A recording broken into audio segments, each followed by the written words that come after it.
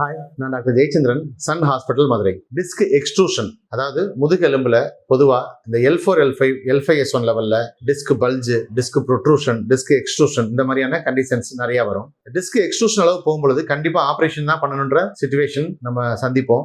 நிறைய டாக்டர்ஸ் நீங்க பார்த்தீங்கன்னா ஆப்ரேஷன் தான் பண்ணணும்னு சொல்லுவாங்க. இன்னைக்கு நம்ம இந்த வீடியோவில் பார்க்க போகிற பேஷண்டோட பேரு சரவணகுமார், வயசு 25 தான் ஆகுது, நெய்வேலி. அவருக்கு சிவியரா டிஸ்க் எக்ஸ்ட்ரூஷன், டிஸ்க் ப்ரொட்ரூஷன் எல்லாமே இருக்கு. கிட்டத்தட்ட L2, L3, L3, L4, L4, L5, L5S1 4 லெவல்லையுமே spinal கேனலோட diameter 10க்கும் கீழே தான். ஒரு 5, 6, 4 இந்த அளவுக்கு தான் அவருக்கு மோசமா இருந்தது. இங்க வரும்பொழுது ரொம்ப சிவியர் பெயினோட தான் வந்தாங்க.